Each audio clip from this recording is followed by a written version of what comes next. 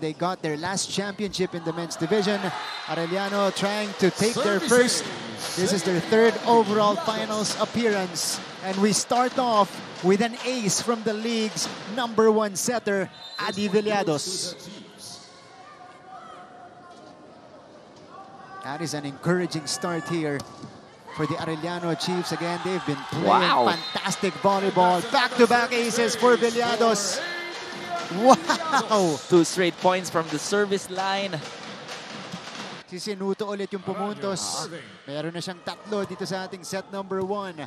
Good pass. Villados. Berdal off the block. Pinigyan pa si John Vic.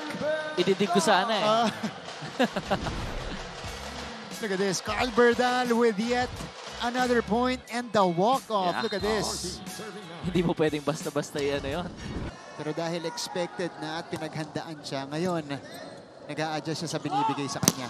Well, kahit naman ako, Martin, alam natin ang kakayahan ng bata na yan. So talagang, might as well bantayan mo na lang. Kasi mas maraming bolang pupunta rin sa kanya. Sinuto! He has been the X-factor here in set #1. Considering Ambrosio and Himson, one of the best blockers para sa Letran, meron siyang anggulo na nakita sa down the line. And another point para sa Arellano University. But ang medyo kakaiba sa Letran, wala silang first ball. Here's the pop-up by Tatu. Berdal, nag-adjust ulit. Lardizabal, kinawit ni Barba. Villados will swing! Point for the Chiefs. That's the luxury of having a tall, athletic setter that can spike like this. Adi Villados with the put down. Kasi baka ito yung magbigay ng chance para sa Letran, makabuo ng kumpiyansa. Pero ang Arellano, they are solid.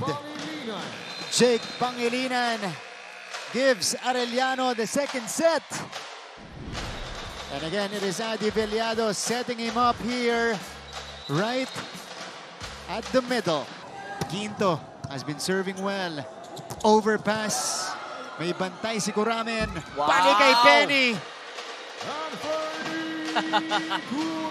If there's one player na gusto kong i-comment dito sa game na to, it's no other than Villados. Galing niyang tumimpla, tumiming, Kuramen getting that pass. Para kay Bembem Bautista. Here's the float. Oh, Villados going high for that 1-2. Well, minsan sa volleyball, nagmamatter ang height. Ayan, no? Tangkad na setter. Ang haba nung extend. So 12-8. Still in favor of Letran. Berdal. Himzon is denied. Block point. Bantay sarado.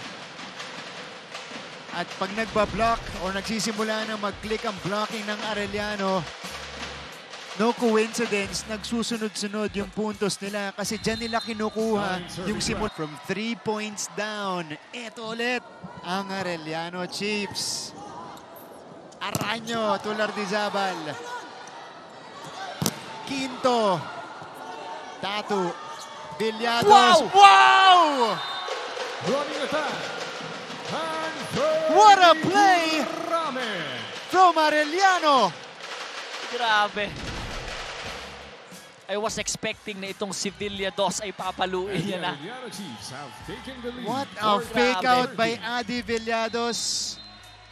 Isang puntos lang. Kuha na natin itong first game. Vicente will begin. Good serve. Villados. Ginto. Nandun si Berdal.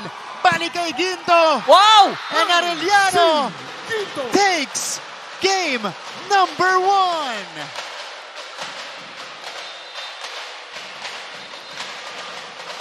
What a game para sa Arellano University.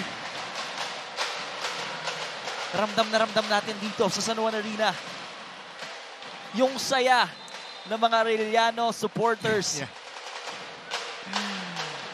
Arellano had to catch up here in set number 4. But AC Ginto hasn't been the best game for him. But he delivers at the right moment. The Chiefs draw first blood in the finals.